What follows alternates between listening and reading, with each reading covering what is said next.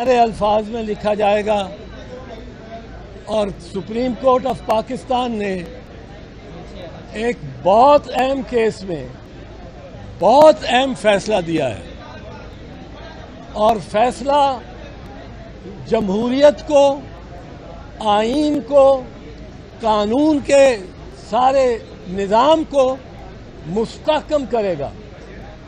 और ये भी साबित कर दिया सुप्रीम कोर्ट ने कि बालादस्ती कानून और आईन की होगी। जिस तरह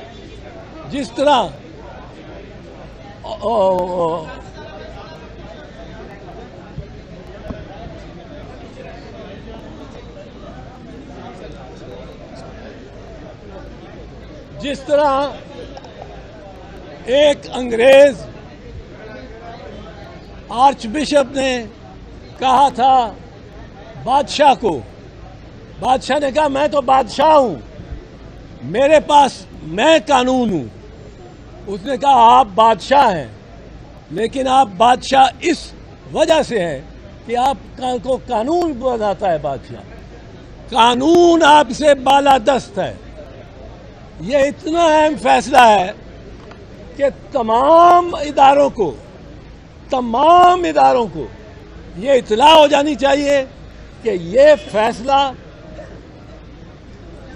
सुप्रीम कोर्ट ऑफ पाकिस्तान ने ये आज वाज़े अल्फाज में ये फरमा दिया है कि you however high you may be, however powerful you may be, the law is above you.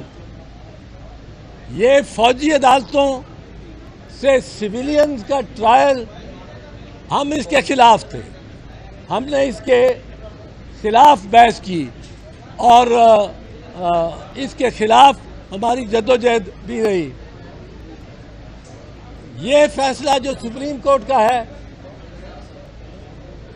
इसमें मेरे वकील सलमान राजा साहब मेरे साथ खड़े हैं, गौर साहब भी यहाँ मौजूद हैं, लतीफ़ खोसा साहब को ये इल्म नहीं हुआ कि आज 3:30 बजे ये फैसला आज ही आ जाएगा और वो चले गए थे।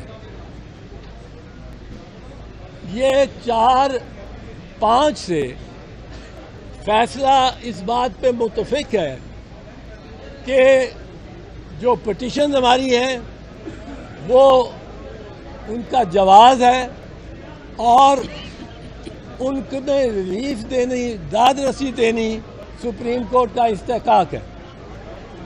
फिर उसके बाद उन्होंने जो मिलिट्री कोर्ट्स, इस वक्त आज की खबर कल की खबर थी कि उनमें कार्रवाई शुरू हो गई है और ये हुकूमत ने भी दरख्वास्त दी थी कि उन्होंने कार्रवाई शुरू कर दी है, जबकि कार्रवाई के बारे में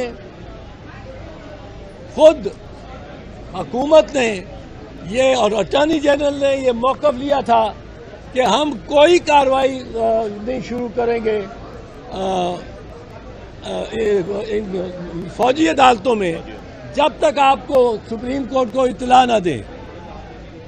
ये इत्तला उन्होंने दी है हुकूमत ने, पर ट्रायल शुरू कर लेने के बाद ये पहले इत्तला देनी थी, उसको भी उन्होंने रद्द किया है। और सुप्रीम कोर्ट ने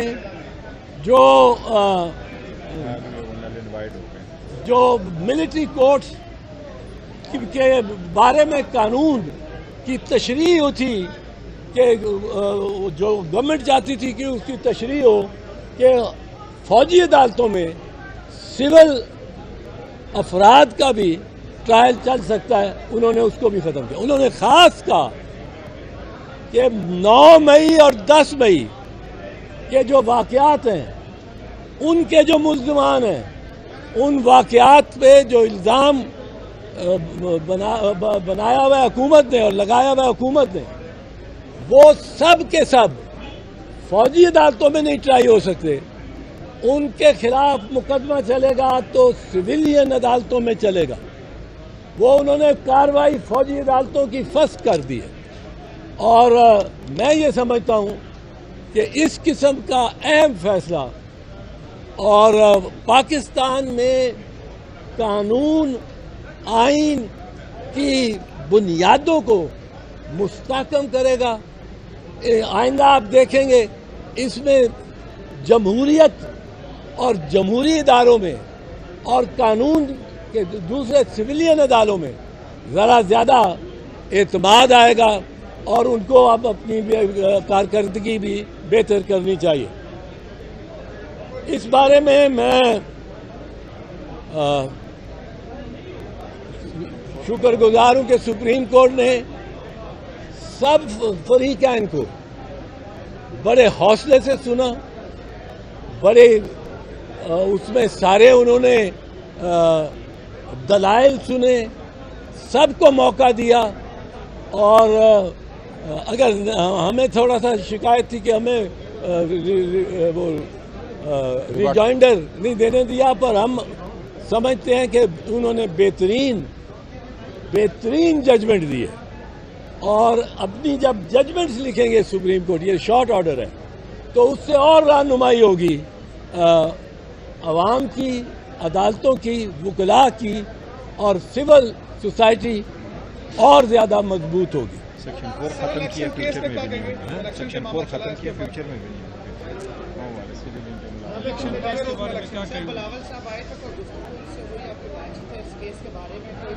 नहीं, इस केस का तो उस वक्त फैसला नहीं आया हुआ था ना, तो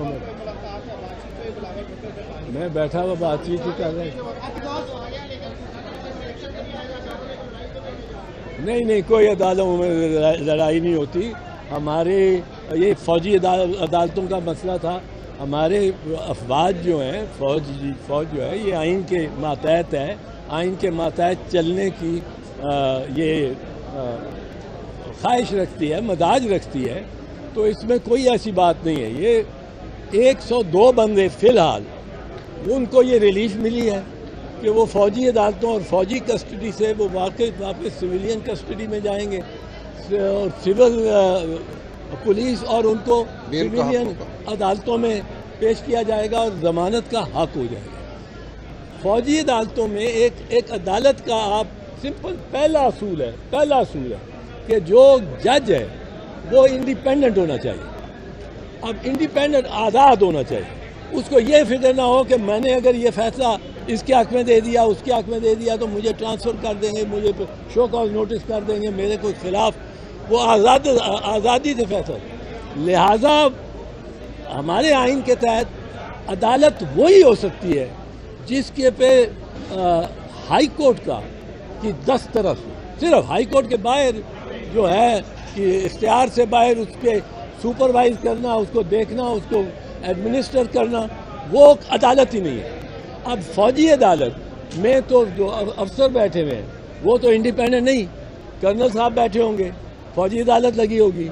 अब कर्नल साहब को तो ये पता है कि मुझे यूँ ट्रांसफ़र किया जा सकता है, मुझे यूँ निकाला जा सकता है फ़ौज से। सो बाय डेफिनेशन वो फौजी अदालतें अदालत ही नहीं कहला सकती।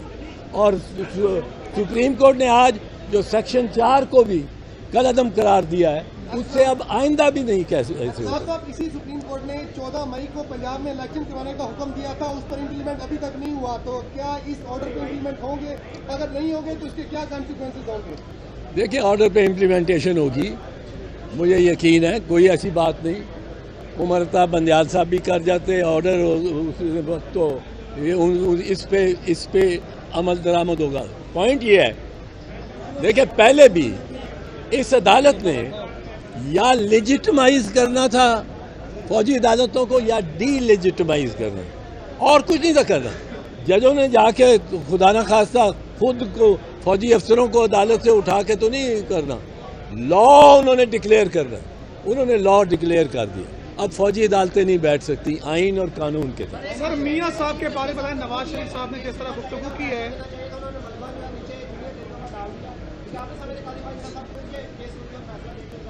नहीं, एक अच्छी बात हुई है उसमें, हमें तो रिलीफ मिल गई। उसकी वजह यह है कि अगर वो आ जाते तो फिर सारी री हेयरिंग होती, फिर सारे केस की, और अगर एक भी जज इनमें से और नया आ जाता जो चले गए तो उसके बाद हो सकती है ये फैसला हो सकता है। जो नया जज है एक भी आ जाए तो शुरू से री हेयरिंग होती और वो लंबा काम बनता, उसमें दौरान ट्रायल्स भी, मिलिट्री ट्रायल्स भी हो जाते।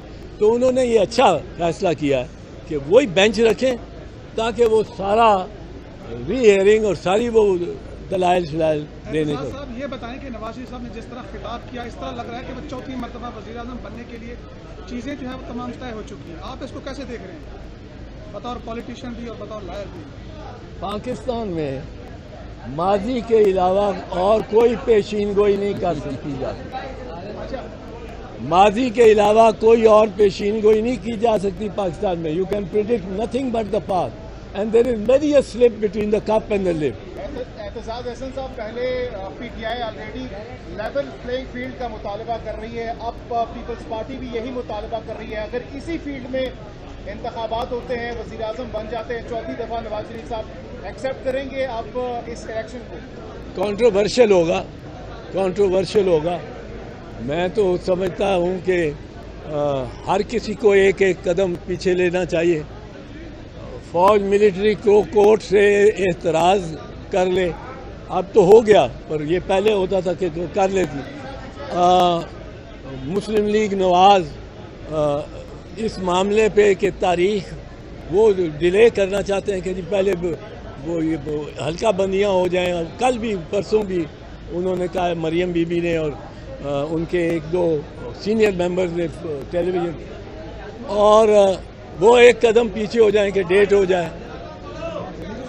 और पीपल्स पार्टी डेट मांग रही है और इमरान खान भी अगर डेट हो जाए, इलेक्शन कमीशन इंडिपेंडेंट हो जाए, तो इमरान खान भी एक कदम पीछे ले कि वो ये ना वो वादा करे कि ऐसे इलेक्शन हो गए तो वो क्या शोर नहीं डालेगा कि धांधली। क्या ये बर्फ पिघलती हुई नजर आ रही है और खान साहब कब बाहर निकलते हुए आ रहे हैं? फर्क जुर्म आयद हो गए सर इमरान खान पे जी, साइफर केस में फर्क जुर्म आयद हो गई है। साइफर केस तो कोई केस ही नहीं है यार, मैं कह रहा हूँ। पता नहीं, वो कहते हैं 28 गवाह दे दिए। 28 गवाह क्या करेंगे?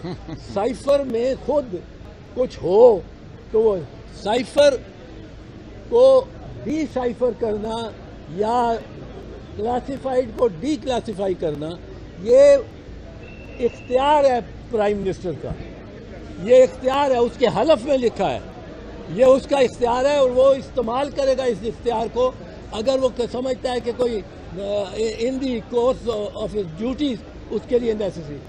अब किसी वजीर आज़म को किसी बड़ी ताकत की तरफ से धमकी आए, क्योंकि साइफर ये तस्लीम कर रहे हैं, साइफर को तो तस्लीम कर रहे हैं कि वो डोनाल्ड लू ने बात की है हमारे असद मजीद सफ़ीर से, उसको तस्लीम कर रहे हैं। तो धमकी तस्लीम कर ली। धमकी जब तस्लीम की तो अमेरिका से एहतजाज भी किया 2 मरतबा नेशनल सिक्योरिटी कमेटी ने, और डिमार्च किया, क्योंकि आपने तस्लीम कर लिया कि ये अमेरिका की तरफ से धमकी आई। अब अगर अमेरिका की तरफ से धमकी आए तो क्या वजीर आज़म छुप के बैठा रहे? He has to take the entire nation into confidence. उसको एक मिनट। अब अगर साइफर खुद जहरीला ना हो, उसमें कोई जहर नहीं, जो कि मुल्ज़म के खिलाफ इस्तेमाल होता है, उसमें कोई जहर नहीं, वो तो एक ऐसा रुक्का है जिसकी 40,000 कापियाँ निकाल के आप बांट सकते हो। It is not secret, the prime minister has not made it secret. अब अगर साइफर में ही कुछ नहीं तो वो ये आजम खान क्या कहेगा? वो ज़्यादा कहेगा इसके पास रहा, उसके पास रहा। मुकदमात की जो कॉपीज दी गई है ऑफिशियली क्या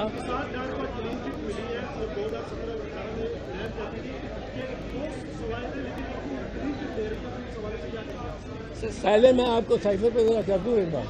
एक टेलीविज़न पे प्रोग्राम होता था, एक साईं लोग या मदारी, वो पतला दुबला सा, वो आके और वो एक पटोला ले आता था और वो उसको जी पटारी ले आता था। उस पर जो ढकना पड़ा होता, उस पर जादू जादू जादू जादू पढ़ के वो उसको खोलता था और एंकर जो था उसको पूछता था, सप निकली है ही?